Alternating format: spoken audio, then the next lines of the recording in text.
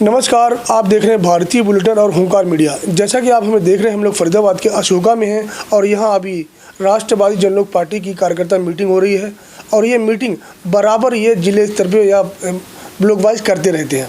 किस तरह से राष्ट्रवादी जनलोक पार्टी पैर पसार रही है फरीदाबाद में, पूरे भारत में, इनसे बात करेंगे और जानने की कोशिश करेंगे कि अभी अशोका में किस प्रकार की ये मीटिंग इन्होंने की है और कितनी सीटों पे राष्ट्रीय लोकवादी जनता पार्टी चुनाव लड़ेगी, क्या इनके एजेंडे हैं, क्या मुद्दे हैं। आज इनसे बात करते हैं। हमारे साथ राकेश जी हैं, राकेश जी से बात करेंगे, जानने की कोशिश करते हैं।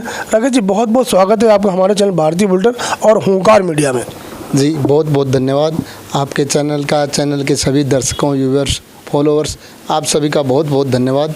आज आप हमारे इस कार्यक्रम को कवर कर रहे हैं और आज राष्ट्रवादी जनलोक पार्टी की फरीदाबाद लोकसभा की एक मीटिंग रखी गई, जिसमें हमारे फरीदाबाद लोकसभा के नवनियुक्त प्रभारी बनाए गए हैं। हमारे राष्ट्रवादी जनलोक पार्टी के राष्ट्रीय प्रवक्ता पवन सोम जी आज हमारे बीच पहुंचे हैं और उन्होंने फरीदाबाद लोकसभा प्रभारी के पद पे अपना कार्यभार संभाला, जिसके स्वागत में आज हमारे फरीदाबाद जिला के अध्यक्ष सौरभ राणा जी और परवल के जिला अध्यक्ष ललित ठाकुर जी और इनकी पूरी पदाधिकारी, पूरी कार्यकारिणी ने और हम सब ने यहाँ पहुंचकर इनका स्वागत और सम्मान किया है। इसके लिए मैं इन सभी पदाधिकारी, कार्यकर्ताओं का धन्यवाद करता हूं। जी, आपसे जानना चाहेंगे राकेश जी, अभी ये किस प्रकार की मीटिंग आप कर रहे हो, बराबर अपना कुनबा बढ़ाने के लिए बराबर आप सक्रिय हो। राष्ट्रवादी जनलोक पार्टी पूरे हरियाणा प्रदेश में सभी विधानसभाओं पे एक बूथ 11 यूथ का एक प्रोग्राम करने जा रही है और लगभग पिछले 2 से 3 महीनों से पूरे प्रदेश में हमने एक कैंपेन चलाया हुआ है कि हर बूथ पे हम अपने 11 बूथ योद्धा नियुक्त कर रहे हैं। जो पार्टियां या जो भी उम्मीदवार चुनाव से 2-3 दिन पहले अपने बूथों का गठन करते हैं, चुनाव से 2-3 दिन पहले अपने बूथों के बैग तैयार करते हैं, वोटर लिस्ट तैयार करते हैं, पेन पेंसिल करते हैं, तो राष्ट्रवादी जनलोक पार्टी 5 से 6 महीने पहले ही अपने सभी प्रत्याशियों को या अपने सभी उम्मीदवारों को अपने अपने बूथों के बैग तैयार करके दे देगी और बूथों पे हमारे एक बूथ पे 11 यूथ, हमने नाम रखा है 11 बूथ योद्धा, सभी बूथों पे तैयार कर देंगे। जो पार्टियां प्रत्याशी चुनाव से 3 दिन पहले जो कार्य करते हैं, बूथों के बैग देने, बूथों के पदाधिकारी तैयार करने, बूथ एजेंट तैयार करने, वो सब कार्य हम चुनाव से 5-6 महीने पहले ही पूरे प्रदेश में तैयार कर देंगे।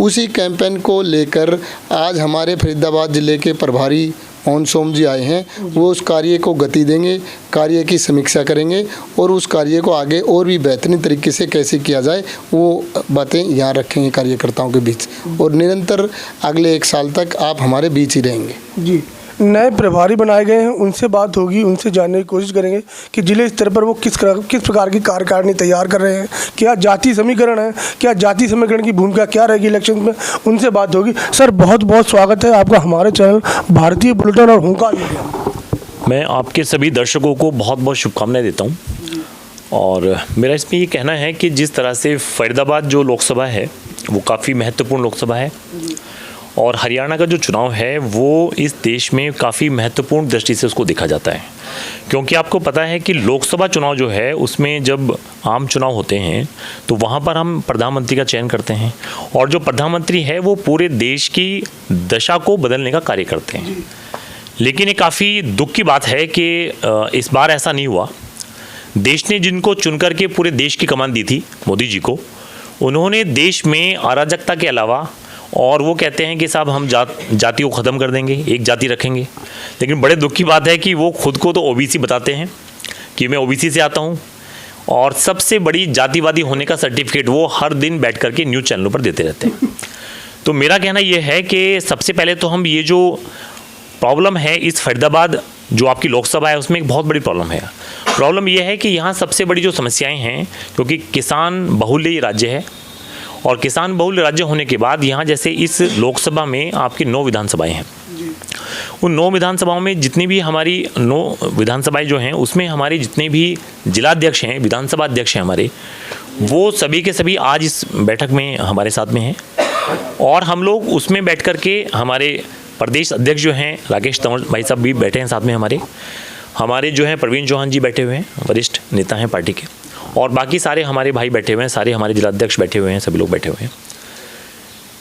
तो आज जो यहाँ पर हम लोग मीटिंग कर रहे हैं उसका मेन पर्पज ये है, जैसा अभी राकेश तंवर जी बताया, कि यहाँ पर जितने भी बूथ हैं, बूथ लेवल पर पार्टी के जितने भी हमारे बूथ अधिकारी, बूथ योद्धा बनाए गए हैं, उनके साथ कैसे हम लोग संवाद करें, कैसे वो लोगों के साथ संवाद करके पार्टी को वहाँ बूथ पर स्थापित करें।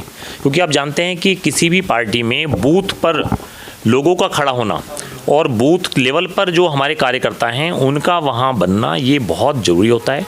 आने वाले आम चुनाव हैं, मार्च में हैं, आप जानते हैं। उसके बाद हमारे जो विधानसभा के चुनाव हैं वो अभी सितंबर में आने वाले हैं। तो एक तरह से ये लोकसभा के जो चुनाव हैं ये हमारे लिए एक सेमीफाइनल की तरह से हैं विधानसभा चुनाव के लिए। तो उसी परिप्रेक्ष्य में हम पूरे आपके हरियाणा प्रदेश में, जिसमें 90 आपकी विधानसभाएँ पड़ती हैं, उसमें से अभी से 35 से 40 विधानसभाओं पे अभी हम लोग बना चुके हैं, अपने बूथ के अध्यक्ष बना चुके हैं, बूथ के उसमें योद्धा बना चुके हैं हम लोग, 10 बूथ योद्धा और एक जो है बूथ के अध्यक्ष बनाए जा रहे हैं। सर, मैं एक सवाल पूछना चाहूँगा आपसे कि पार्टी की टैगलाइन क्या है और किस प्रकार के वोटर्स को लुभाने का काम कर रही है आपकी पार्टी, क्योंकि पार्टी नहीं है और पार्टी बराबर पैर पसार रही है पूरे भारत में। फरीदाबाद में हम कवरेज करते हैं तो हम देखते हैं, तो किस प्रकार से आप मतलब how to connect the voters in, इस तरह से आप कैसे आप डिफाइन करोगे इस चीज़ को, किस तरह की आप वोटर्स को अपनी तरफ अट्रैक्ट कर रहे हो ताकि वो आपसे पार्टी से जुड़े, ज़्यादा से ज़्यादा आप जोड़ पाओ, कनेक्ट कर पाओ लोगों को। देखिए क्या है, जो पार्टी की टैगलाइन है वो है, हम अपना अधिकार छोड़ेंगे नहीं और किसी दूसरे का अधिकार छीनेंगे नहीं। इसका मतलब ये है कि पार्टी के जो अपने हमारे जो पार्टी जिन लोगों को रिप्रेजेंट करने जा रही है, जो मुख्य रूप से जो है स्वर्ण समाज जो हमारा जो है, जो जिसका आज हित के बारे में कोई पार्टी नहीं सोचती है, तो मुख्य रूप से हम स्वर्ण समाज की बात को उठाने वाले हैं। लेकिन ऐसा नहीं है कि हम जाकर के जो दलित समाज, ओबीसी हैं, आपके दलित समाज हैं, उनका छीनने वाले हैं। क्योंकि एक बात जानने की यहाँ ये है कि जो दलित समाज की होने का जो दम भरती हैं पार्टियां, वो दलित समाज में एक ही जाति का भला करती हैं, नौकरी एक ही जाति को मिलती है। जैसे ओबीसी है, ओबीसी में समाजवादी पार्टी है, तो समाजवादी पार्टी जब सत्ता में आती है तो केवल यादव समाज को नौकरी देती है। लेकिन ओबीसी के जो और अन्य जातियां हैं उनका क्या? तो जब भी हमारी पार्टी सत्ता में आएगी, हम जो भी नौकरी ओबीसी के हिस्से में आएगी, अगर 4 नौकरी आती हैं तो 4 की 4 नौकरियां ओबीसी के अलग अलग जातियों में बांटी जाएंगी। वो एक जाति को उसका पूरा जो है भरपूर लाभ नहीं मिलेगा। तो सबसे पहला ये है कि जो हमारा अपना अधिकार है, जो हमारे अपने समाज के बच्चे हैं जो आज बहुत बहुत तेज़ी से बेरोजगार होते जा रहे हैं, उसका मुख्य कारण है, आप जानते हैं, आरक्षण है। उसका मुख्य कारण है बहुत तेज़ी से समाज में लोगों को पढ़ने का अवसर ना मिलना, बेरोजगारी होने की वजह से उनकी जो उनकी कमाई है, जो आप दैनिक जिसको वेतन भी बोलते हैं, वो दैनिक वेतन, दैनिक कमाई उनकी बहुत कम हो गई है। उसकी वजह से हमारे बच्चे ना तो पढ़ पा रहे हैं और ना हमारे बच्चों के पास में ऐसे कोई रोजगार के अवसर हैं, जिसकी वजह से समाज जो है स्वर्ण समाज में बहुत नीचे जा रहा है। लेकिन जो पार्टियां स्वर्ण समाज का साथ देने का दम भरती हैं, वो अपनी नीतियों के इस तरह की नीतियाँ बनाती हैं ताकि स्वर्ण समाज कहीं आगे ना बढ़ जाए। आप इसका उदाहरण देख लीजिए, जो आज आरक्षण है, आरक्षण को बनाया हुआ है उन्होंने कि भाई आरक्षण जो है वो हम बनाएंगे जाति के आधार पर। लेकिन जिस दलित के बच्चे को उस आरक्षण का लाभ मिल गया, अब वो तो डीएम बन गया, अब उसको उस आरक्षण का लाभ नहीं मिलना चाहिए। अब मिलना चाहिए दलित के उस परिवार को जो आज बेचारा गाँव में रह करके 2 जून की रोटी के लिए तरसता है। लेकिन हो क्या रहा है, डीएम का बेटा फिर डीएम बनेगा। क्यों बनेगा? क्योंकि उसके पास पैसा भी है, उसके पास भरपूर। ये जरूरी है कि डीएम का बेटा जरूर डीएम बनेगा? हाँ, मैं वो इसलिए कह रहा था आपसे क्योंकि कारण क्या है कि जो आरक्षण का जो मूल मोटिव था, देखिए कॉन्स्टिट्यूशन कैसे बना। बाबा साहब अम्बेडकर ने क्या किया कि जब कॉन्स्टिट्यूशन बना रहे थे तो उस वक्त इसको ऐसे डिजाइन किया गया था कि भाई ये जाति आधारित इसलिए था क्योंकि जाति में सभी लोग गरीब थे। लेकिन जब आरक्षण पिछले 70 साल में उनको मिला तो उसमें से अगर 30, 35, 40% के लोग जो हैं वो अगर क्रीमी लेयर में आ गए तो उनका तो कोई अलग से कोई उनकी गणना तो हुई नहीं है। अब इस वजह से जो बाकी उसमें 30-40% लोग हैं जो आज भी गरीब के गरीब हैं, उनका क्या, उनका हक क्यों मारा जाता है? क्योंकि उनके पास तो पैसा ही नहीं है। वो अपनी बात को या अपने बच्चे को स्कूल तक क्यों नहीं भेज पाते? आप बात समझ रहे हैं? तो ये जो हक है, ये जो हक मारी हो रही है, ये पार्टी जिस दिन भी सत्ता में आएगी उस दिन अपना हक तो लेगी, लेकिन दूसरे समाज का भी हक ना छीनेगी उनको, बल्कि बांट करके उन सबको बराबरी के अनुसार दिया जाएगा। मैंने आपसे सवाल इसलिए पूछा, एक सवाल और पूछूंगा, आपने बात छेड़ दी है तो मैं सवाल पूछूंगा, क्योंकि शेर सिंह राणा जी की छवि ठाकुरवादी छवि है, तो आप कैसे कनेक्ट कर पाते हो और लोगों से, और जो SC हैं, ST हैं, OBC हैं, आप उनको कैसे लुभाओगे, आप अपने साथ जोड़ पाओगे उन वोटर्स को? देखिए क्या है कि आपने बहुत अच्छा सवाल पूछा है। पार्टी जो है, जो अपने स्वर्ण समाज के लोग हैं, उनके तो हकों की बात करती है, तो उनकी वोट हमें चाहिए और हम क्योंकि उनके लिए काम कर रहे हैं तो ये उनका भी फर्ज बनता है और हमारा भी है कि हम उनके लिए काम करें, वो हमें वोट दें। रही बात आपके दलित समाज की, दलित समाज में आप जानते हैं कि उसमें कई सौ जातियाँ आती हैं, है ना, तो जो अन्य जातियाँ आती हैं, लेकिन दलित समाज की अगर आप पार्टियों को देख लें, इस देश में दलित समाज की कितनी पार्टियाँ वो उंगलियों पे हैं, गिनती में हैं, लेकिन जब भी वो सत्ता में आई हैं, उन्होंने उस दलित समाज की पार्टी ने वो हक जो है केवल एक जाति को दिया है। तो जो बाकी हैं, अब ओबीसी का मैंने आपको जिक्र किया था अभी, ओबीसी में भी सेम होता है। अगर आप हरियाणा की बात करें तो भी सेम हो रहा है, अगर आप बात करें राजस्थान की तो वहाँ पर भी ऐसी होता है। आप अगर साउथ में चले जाएं तो साउथ में भी हालात जो है बहुत ख़राब हैं, क्योंकि जो छोटी पार्टियाँ हैं, जो छोटे स्तर पर जो जातियों के आधार पर बनती हैं, वो भी कहीं ना कहीं बैठ करके अपने उस समाज की हकमारी करती हैं। तो हमारी पार्टी से लोग इसलिए जुड़े कि अगर किसी ओबीसी को उसकी पार्टी में रहते हुए हक नहीं मिल रहा और वो ओबीसी समाज से आता है, लेकिन क्योंकि उसकी कई जातियों में से एक जाति की पार्टी बनी हुई है, तो बाकी जो ओबीसी हैं उनको हमें वोट देना चाहिए, तभी तो हम उसकी जब नौकरी का समय आएगा तभी तो हम उसकी नौकरी का हिस्सा बांट के उसको देंगे। ठीक है, मैं समझ गया आपकी बात, लेकिन बात कुल मिलाकर ये है कि पार्टी सबके साथ लेके चल रही है, सबका साथ ले रही है, सबका साथ से चल रही है। कुल मिलाकर ये है ना कि कोई ऐसी कोई छवि है जो ठाकुरवादी छवि है या कुछ प्रकार की, कोई जानना चाह रहे थे। देखिए, ठाकुरवादी छवि इसलिए कहा जाता है क्योंकि जो शेर सिंह राणा जी हैं वो उन्होंने कितना बड़ा कारनामा किया था। देखिए क्या है कि जो आप पहुंच गए भाई। हाँ, जो पृथ्वीराज चौहान जी की अस्थियां हैं, देखिए वो अंतिम हिंदू हृदय सम्राट हैं, तो अंतिम हिंदू हृदय सम्राट जो हैं उनकी अस्थियां को वो उस समय लेकर के आए थे अफगानिस्तान से, जब इस देश में बहुत तीव्र मांग थी। जो जसवंत सिंह जी उसमें विदेश मंत्री थे, उनके कार्यकाल में ये मांग बहुत तेज से उठ रही थी कि अंतिम हिंदू हृदय सम्राट है, क्योंकि जसवंत सिंह जी ने आगे बताया था अफगानिस्तान से कि भाई वहाँ पर पृथ्वीराज चौहान की जो अस्थियां हैं उनको जूतियाँ मारी जाती हैं, जूतियाँ मार करके और चप्पल मार करके तब अंदर जाते हैं। तो उस समय लोगों में बहुत गुस्सा था कि भाई अंतिम हिंदू हृदय सम्राट हैं तो ऐसा क्यों होता है। तो इस देश की जो सरकार काम नहीं कर पाई, वो काम माननीय शेर सिंह राणा जी ने अफगानिस्तान जाकर के और 3-4 महीने की बड़ी मेहनत के बाद वहाँ से अस्थियाँ लेकर के आए और अस्थियाँ ला करके भारत में उसका एक मंदिर और एक चबूतरे का निर्माण करवाया और अस्थियों को उन्होंने गंगा में भी प्रवाहित किया था। तो जो देश में जिस व्यक्ति ने बिना किसी पार्टी बनाए, बिना किसी अराजनीतिक कारण से, जिसने देश का इतना बड़ा मान सम्मान बढ़ाया हो, तो अब आप सोचिए अगर वो पार्टी बना लेता है तो इस देश का मान सम्मान वो कितना बढ़ाएगा। तो ये जो बात है, ये बात सारी पार्टियों को एक नसीहत के तौर पे देखनी चाहिए कि ये पार्टी एक ऐसे राष्ट्रवादी व्यक्ति की पार्टी है जो बड़ी बड़ी सरकारें नहीं कर पाई, वो उस अकेले व्यक्ति ने तब जाकर किया कि जब 2004 में वहाँ तालिबान का शासन था और तालिबान आज तो सरकार के रूप में है, वहाँ सरकार है, पूरी मशीनरी है, पूरे मंत्रालय हैं। उस समय ऐसा कोई सिस्टम नहीं था, उस समय तालिबानी राज्य था और बड़ी अराजकता थी। हर मोहल्ले में एक थाना था, हर मोहल्ले में एक व्यक्ति AK-47 ले घूमता था। तो उस समय ऐसे आए राजनीतिक माहौल में उन्होंने जो है अफगानिस्तान से अंतिम हिंदू हृदय सम्राट की अस्थियाँ लेकर के आए थे। तो यह राष्ट्रवादियों की पार्टी है और मेरा ऐसा विश्वास है कि आने वाले चुनाव में हम हरियाणा के अंदर में इनेलो के साथ क्यों गठबंधन है हमारा, तो हम यहाँ पर सरकार बनाने जा रहे हैं। इनेलो जो है वो मुख्यमंत्री के रूप में अपना उनका कोई कैंडिडेट आएगा और उसके बाद में हमारी जो पार्टी है वो सत्ता में शामिल होगी और हम इस पूरे हरियाणा की जो दशा आज खराब है उस दशा को ठीक करने के लिए हम काम करेंगे। ठीक है, राकेश जी से एक सवाल पूछूंगा मैं।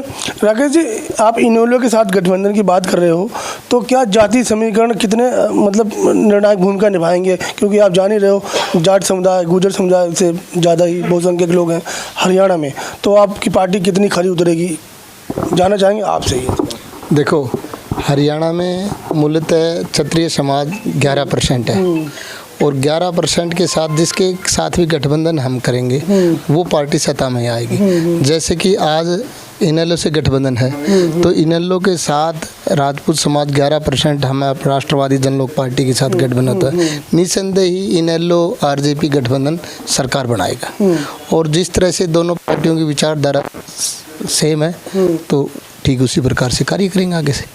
ठीक है। एक सवाल और पूछूंगा आपसे कि आप जब सत्ता में आते हो, गठबंधन सरकार बनाते हो, तो आप पहली प्राथमिकता आपकी क्या रहेगी? बहुत सारे लोग ये सब अग्निवीर ये तो चलते हैं मुद्दे, आपकी ऐसी क्या प्राथमिकता रहेगी जो सबसे पहले आप काम करोगे?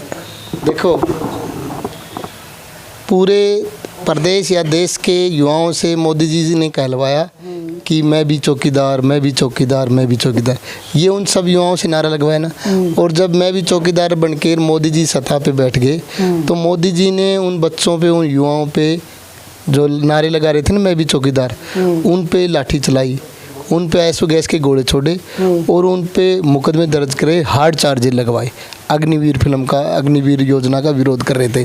तो राष्ट्रवादी जनलोक पार्टी हर मंच पे कहती है जब भी राष्ट्रवादी जनलोक पार्टी सत्ता में आएगी पहली कलम से अग्निवीर योजना को ख़त्म करेगी। और अग्निवीर योजना से पहले जिन युवाओं ने भर्ती देख रखी थी, फिजिकल टेस्ट वगैरह सारे इंटरव्यू, सारे मापदंड पूरे कर रखे थे, उन सभी युवाओं को उसी पुरानी पॉलिसी के तहत नौकरी देने का काम करेगी। अच्छा, ये युवाओं को लुभाने का एक बड़ा वादा है, आपने कर दिया है चैनल के माध्यम से। देखो असल में अभी चर्चा कर रहे थे आपसे आने से पहले, हमारे ज़्यादातर ग्रामीण में हमारे युवा सुबह 4 बजे उठ के, 5 बजे उठ के दौड़ लगाते थे, एक्सरसाइज करते थे, भागते थे और उनके पास एक रोज़गार था फौज, पुलिस। अब वो फौज को भी सरकार ने ख़त्म कर दिया। अब उनके पास क्या रोज़गार है? सरकार ने 65 से 70% जिस क्षेत्र में क्षत्रिय समाज की भागीदारी थी, फौज में 65 से 70% क्षत्रिय समाज की भागीदारी थी। मोदी जी ने आते ही सबसे पहले क्षत्रिय समाज को ये तोहफा दिया। जो 98% क्षत्रिय समाज भाजपा को या मोदी जी को वोट करता है, वो मोदी जी ने आते ही क्षत्रिय समाज को तोहफा दिया कि जिस क्षेत्र में आपको 65% रोजगार था, 70% रोजगार था, उस रोजगार को ख़त्म किया। तो पहली प्रायोरिटी तो हमारी यही होगी, इस अग्निवीर योजना को ख़त्म करेंगे। जी, अभी बात करेंगे इनके कंधों पे, हाँ सौरभ भाई के कंधों पे यहाँ बहुत बड़ी कमान है। ये हाँ जिला अध्यक्ष और मीटिंग बराबर अंजाम देते रहते हैं, मीटिंग्स कराते रहते हैं। सौरभ भाई, किस प्रकार की राजनीति आप अपने स्तर पे कर रहे हो? अभी जिले लेवल पे किस तरह से कनेक्ट करते हो, अपने कार्यकर्ताओं को जोड़ते हो, जो आप मीटिंग कराते हो, किस तरह की मीटिंग कराते हो आप पार्टी को आगे बढ़ाने के लिए? सबसे पहले तो आपके सभी दर्शकों को मेरा हाथ जोड़ के प्रणाम। और मैं ये चाहता हूँ कि आपके सभी दर्शक हमारी बात ध्यान से सुनें और उसको समझें कि हम कहना क्या चाहते हैं और आगे हम क्या करना चाहते हैं। अगर हम फरीदाबाद की बात करें तो फरीदाबाद का जो विकास है, आप नगर निगम को देख लो तो सभी जगह गंदगी फैली पड़ी है, नालियाँ भरी पड़ी है, सड़कें पूरी बनी नहीं हैं और जो सरकारी स्कूलें हैं वो भी बहुत अच्छी व्यवस्था स्कूलों की नहीं है। तो हम जितना भी सरकार में भागीदार होने के बाद जब भी सरकार में आएंगे, सबसे पहले जो ये मूलभूत जो सुविधाएं हैं, जो सड़कें नहीं बनी हैं, स्कूल नहीं है सरकारी, और जो नालियाँ नहीं हैं, ये कूड़े की व्यवस्था नहीं है, ये सारे काम सबसे पहले, ये जो छोटे स्तर के काम हैं जो बहुत बड़े नहीं हैं, जो अब तक कई सालों पहले हो जाने चाहिए थे, ये काम लगभग अब से 5-10 साल पहले हो जाने चाहिए थे, है ना। 10 साल आए हुए लगभग सरकार को होने जा रहे हैं और अभी तक ये छोटे छोटे काम ही नहीं हो पाए हैं। सबसे पहले आके ये ही काम करे जाएंगे, उसके बाद आगे की जो रणनीति है वो बनाई जाएगी। सर भाई, एक बात और पूछना चाहूँगा आपसे, क्योंकि आप बार बार पार्टी की मीटिंग कराते रहते हो, तो कितना बोझ आपके कंधों पे है अभी आप लेके चल रहे हो, क्योंकि पार्टी को आगे बढ़ाना आपकी जिम्मेदारी है, तो इस बारे में आप क्या कहोगे? ये कंधों पे बोझ नहीं है, ये हम अपना कर्तव्य समझ के, ये हमारा एक काम है, कार्य है हमारा, जिसको हम अपने दिल की स्वेच्छा से करते हैं और इसको हम आगे भी जब तक जीवित हैं और इसको हम करते रहेंगे। तो जानना चाहेंगे लगभग कितनी मीटिंग हो जाती है महीने में? महीने में हम 4 से 5 मीटिंग तो हमेशा रखते ही रखते हैं और हर संडे को एक मीटिंग हम हमेशा रखते हैं अपने पलवल में, बल्लभगढ़ में, फरीदाबाद में और जितनी भी जगह है, जितनी भी विधानसभाओं में हर संडे हम एक मीटिंग ज़रूर रखते हैं। ठीक है, एससी मोर्चा के जिला अध्यक्ष भी हमारे साथ हैं, उनसे बात करेंगे और उनसे भी ये जानने की कोशिश करेंगे कि उनको इस पार्टी में ऐसा क्या अच्छा लगा कि वो पार्टी के साथ जुड़ गए। क्योंकि पार्टियां तो बहुत हैं, लोग कोई बीजेपी के साथ जुड़ रहा है, कोई आम आदमी पार्टी के साथ जुड़ रहा है, लेकिन ये आरजेपी के साथ जुड़ रहे हैं। आपसे जानने की कोशिश करेंगे, जैसा मेरा सवाल था आपने सुना अभी, आपको पार्टी में ऐसा क्या अच्छा लगा जो आप इस पार्टी के साथ जुड़ गए? देखिए, सबसे पहली बात तो यह है कि पार्टी तो कई है, जुड़ने वाली बात यह है कि हमने कई पार्टियों में देखा है, साथ भी जाते हैं, देखते भी हैं, विचारधारा भी सुनते हैं। अभी मेरी कुछ दिन पहले ही मेरे भाई हैं योगेंद्र, उनसे बात हुई थी उन्होंने जब मुझे बताया, और मैं एक आध बारी मैं हमारे यहाँ पे भाई शेर सिंह राणा जी गए थे, जब उनके भाषण मैंने सुने और उनकी विचारधारा भी देखी, तो सिर्फ तभी लगा कि ये पार्टी कुछ है। अच्छा, आपको लगा कि पार्टी में दम है? विचारों में भी दम होना चाहिए। बीजेपी ने भी बहुत से वादे किए, बातें भी की, लेकिन ये तो सभी जानते हैं कि बीजेपी ने कितना काम किया, कितना नहीं किया।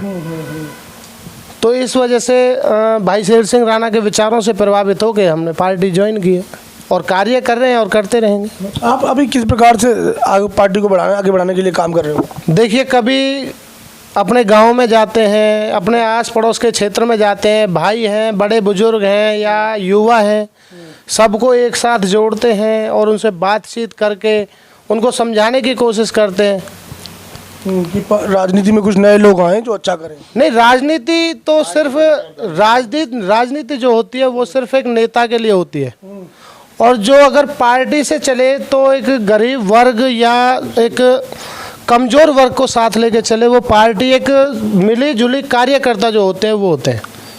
ठीक है, ठीक है। एक सज्जन और भी हमारे साथ हैं, इनसे बात करेंगे कि आपको पार्टी में ऐसा क्या लगा आप पार्टी के साथ जुड़ गए? तो पहले तो जानना चाहूँगा आपका शुभ नाम क्या है? मेरा नाम प्रवीण चौहान है। हाँ प्रवीण भाई, क्या ऐसा लगा आप पार्टी के साथ जुड़ गए? पार्टी की क्या विचारधारा है? देखो, पार्टी, किसी भी पार्टी से कोई भी व्यक्ति या व्यक्ति और आपस में व्यक्ति कोई भी जुड़ता है, किसी को विचारों को लेके जुड़ता है। बिल्कुल सही बात है। अगर जो आपको विचार किसी के समझ में नहीं आएंगे या अच्छे नहीं लगेंगे तो शायद आप उससे दोबारा बात नहीं करोगे। इस पार्टी की जो विचारधारा है वो बिल्कुल स्टीक और बिल्कुल क्लियर है। जैसा कि आप पार्टी का नाम से ही अंदाज़ा लगा सकते हो कि राष्ट्रवादी जनलोक पार्टी सत्य है। सत्य का मतलब होता है सच, यहाँ पे का मतलब होता है देशभक्त। ठीक है, देशभक्त जनता, देशभक्त जनता की पार्टी, और सत्य, सत्य मतलब सच। पार्टी की विचारधारा ये है कि ना तो हम अपना हक किसी को देंगे और ना किसी का हक हम छीनेंगे। इससे स्पष्ट समझ में आता है। मैं ये कह दूं कि नहीं हम सबको हक देंगे, अपना नहीं लेंगे, तो ये तो एक झूठ हो गया। सही बात है। पहले ये कह रहे हैं कि हम अपना हक लेंगे और दूसरे को जिसका जो हक है वो उसको देंगे। अब देखिए, मेरे से पहले एक एससी समाज के भाई इस विचारधारा से जुड़े। अच्छा, क्यों जुड़े? क्योंकि उनको विचारधारा बिल्कुल स्टिक लग रही है कि भाई ये साफ बोल रहे हैं कि हम अपना हक किसी को नहीं देंगे, पर हम दूसरे का हक कभी लेंगे भी नहीं जो उसका हक है। तो उनको ये लगा कि भाई ये जो बंटवारा करेंगे, क्योंकि सवर्णों में एससी में स्वर्ण नहीं घुस सकता और स्वर्ण में एससी नहीं घुस सकता, तो ये अपना हक तो अपने पास लेंगे सवर्णों का, और एससी समाज का जो हक है वो बराबर बांटेंगे, ना कि किसी एक जाति में बांटेंगे। जाटव समाज, वाल्मीकि समाज, धानक समाज, सब में बराबर बांटेंगे। अगर जो 1000 नौकरी निकली मान लो, और इसमें जातियां बहुत ज़्यादा हैं, मान लो 100 जातियां हैं, 1000 नौकरी लिखी, 10 नौकरी हर समाज को मिलेगी। तो उनको ये स्पष्ट दिखाई देता है अदर समाज को कि भाई ये जो बंटवारा करेंगे ना, ये बिल्कुल फिक्स करेंगे। क्यों करेंगे? क्योंकि इनके पास 10 ही लड्डू हैं। जो स्वर्ण के 2 लड्डू हैं वो तो ये खुद खाएंगे, उसमें हमारा कोई लेना देना नहीं। पर जो ओबीसी या एससी का लड्डू आएगा वो बराबर बांटेंगे, वो किसी एक को नहीं देंगे, वो बराबर बांटेंगे सब में। तो ये विचारधारा लोगों को समझ में आ रही है, और इसी विचारधारा के साथ हम जुड़ रहे हैं कि हम देश में कोई भी गलत नहीं होने देंगे, हम सबका हक बराबर देंगे लोगों को, और अपना हक भी लेंगे। हाँ, हमारे साथ देखिए कि एक बुजुर्ग हैं, बाबूजी हैं, कार्यकर्ता हैं और कट्टर कार्यकर्ता हैं। इनसे भी जानने की कोशिश करेंगे कि इनके अभी क्या राय है, किस तरह से ये अपनी भूमिका का निर्वहन पार्टी के लिए करते हैं। क्या कहोगे सर आप? सबसे पहले तो सबको नमस्कार। ये मेरे अपने पर्सनल विचार हैं, जो अभी मैं आपके सवाल सुन रहा था। आपने एक प्रश्न करा था अभी कि भाई शेर सिंह राणा जाति की या बिरादरी की ऐसा कुछ पक्षपात करेंगे और ठाकुरवाद फैलाएंगे। तो सबसे पहले तो मैं ये भ्रम ख़त्म कर देना चाहता हूँ। ठाकुर का मतलब है कि जो सबकी देखभाल करे, पड़ोस में कोई भूखा ना सो है, वो ठाकुर है।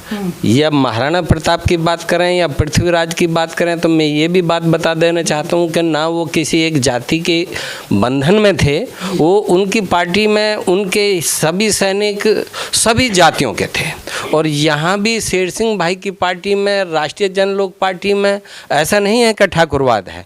अभी आप मौके पे आपका अपना कैमरा घुमा के देखो, सभी जातियों के लोग हैं, सभी बिरादरियों के लोग हैं, और ठाकुरों के यहाँ तो सभी का सम्मान है। हाँ जी जी, मैंने सवाल इसीलिए पूछा कि आप पे जो ठप्पा या कोई लगाए या लग जाए या आने वाले समय में कोई ऐसी बात कह दे तो वो ना उठे, तो मेरा सवाल वही था। मैं फिर दोहराना चाहता हूँ कि आप जो हमारी फिल्म इंडस्ट्रीज है उसकी तरह ठाकुरों को बदनाम ना करें, और पार्टी मैं बदनाम नहीं कर रहा हूँ, मैं तो बाबूजी आपका सवाल लोगों तक पहुँचा रहा हूँ। लोग इस तरह की सोच ना रखें, इस तरह की सोच ना बनाएं, आपके साथ कनेक्ट हो, मतलब एवरीबडी कनेक्ट टू राष्ट्रीय जनलोकमत पार्टी। तो I am just talking about राष्ट्रीय जनलोकमत पार्टी। मैं फिर अपनी बात रखता हूँ, बड़े ध्यान से सुनने और समझने वाली बात है कि राष्ट्रीयवादी जनलोक पार्टी को सबसे पहले जो लोग किसी जाति की पार्टी के चश्मे से देखते हैं वो अपना चश्मा उतार दें या उसका नंबर ठीक करा लें। वो सभी 36 बिरादरी की पार्टी है और इस पार्टी में सभी बिरादरियों के लोग चुनाव लड़ेंगे, हम सब मिल के लड़ेंगे। ये भ्रम कहीं है तो उसे ख़त्म कर दें और कृपया ठाकुर की परिभाषा ठीक कर लें। हम किसी को दुख देने के लिए, किसी का शोषण करने के लिए ना पहले शोषण करते थे, ना आज करते हैं, ना हमारी ऐसी सोच है, ना विचारधारा है। मैं आपसे एक सवाल और पूछूंगा, आपने बात छेड़ी है तो अभी आपने पार्टी में ऐसा क्या देखा कि आप पार्टी के साथ जुड़ गए हैं, ऐसा क्यों? सबसे पहले जो पार्टी की जो राष्ट्रीय जो संयोजक हैं भाई शेर सिंह राणा, उनके विचार, आप बोर्ड पे नाम पढ़ रहे हैं बार-बार, चरित्र, उनका चरित्र, उनकी ईमानदारी, उनके काम करने का तरीका और उनकी एक जो अपनी जो पॉलिसी है, जो नियम है, जो सिद्धांत हैं, वो मैं फिर कहता हूँ, वो मैंने उनके एक दिन बात सुनी थी, वो सभी जातियों को लेके, सभी लोगों को लेके, सभी समाजों को लेके, सर्व समाज की बात करते हैं, समाज की बात करते हैं, 36 बिरादरी की बात करते हैं। वो किसी एक पार्टी की या राजपूत की वो बात ही नहीं करते। और मैं अगर मेरी निजी बात मैं अपनी रखूं पर्सनल, तो क्योंकि मैं भी राजपूत हूं, मेरा एक सिद्धांत है कि जहां मैं रहता हूं वहां मेरी सोसाइटी, मेरी गली, मेरे मोहल्ले, जो लोग मुझे जानते हैं, जिस समाज में मैं रहता हूं, मैं हमेशा सबको बिना किसी जाति के मतलब पूछता ही नहीं और सबके सभी काम कराता हूँ। ठीक है, समझ गया। हमारे साथ गाजियाबाद के जिला यूथ अध्यक्ष हैं सिसोदिया जी, इनसे बात करेंगे ये किस प्रकार से जिले में पार्टी को आगे बढ़ाने का कार्य कर रहे हैं। क्या कहोगे आप सिसोदिया साहब? पहले तो मैं आपके सभी दर्शकों को आपके चैनल के माध्यम से नमस्कार करूंगा और सर्वप्रथम आने वाले हिंदू त्यौहार जो हैं, दीपावली है, भाई दूज है, छठ पूजा है, उनकी बहुत बहुत शुभकामनाएं दूंगा समस्त देशवासियों को। और दूसरा आपने पूछा कि हम कैसे काम कर रहे हैं। आज मैं यहाँ पर उपस्थित हुआ हूँ हमारे राष्ट्रीय प्रवक्ता श्री पवन सोम जी के साथ में फरीदाबाद में, और हमारे साथ हमारे जिला यूथ उपाध्यक्ष हरीश चौहान जी भी उपस्थित हुए हैं। हमारे भाई हैं फरीदाबाद में, विधानसभा में, लोकसभा में कार्य कर रहे हैं, उनको समर्थन देने, क्योंकि पार्टी में कोई भी स्टेट हो, अगर हमारा कार्यकर्ता कहीं भी किसी भी स्टेट में है तो उसके साथ में है सर्वप्रथम, क्योंकि हमारे राणा जी की विचारधारा, हमारी पार्टी की विचारधारा यही है कि आप एक जगह के ना बन के रहें, सर्वप्रथम सभी समाज के और सभी जगह के बन के रहें। दूसरी चीज़ मैं बताना चाहूँगा, हम वहाँ पर कैसे काम कर रहे हैं। हमारा काम करने का तरीका क्या है, हम अपने यूथ में जाके जितने भी भाई हैं, जैसे किसी विधानसभा में हम वहाँ पर सर्वे करते हैं कि कौन भाई हमारा एक्टिव है, कौन भाई आना चाहता है। हम उन्हें अपनी पार्टी की विचारधारा बताते हैं, हम राणा जी के बारे में बताते हैं और ये उन्हें इन बातों का आह्वान करवाते हैं कि आपको पार्टी में जुड़ने से क्या लाभ होंगे, पार्टी अगर अस्तित्व में आती है तो उससे क्या लाभ होंगे। किस तरह से आप अप्रोच करते हो सामने वाले को? अप्रोच करते हैं क्योंकि आज का बेसिक जो यूथ के अंदर जो बेसिक मुद्दा है यही है कि नौकरी।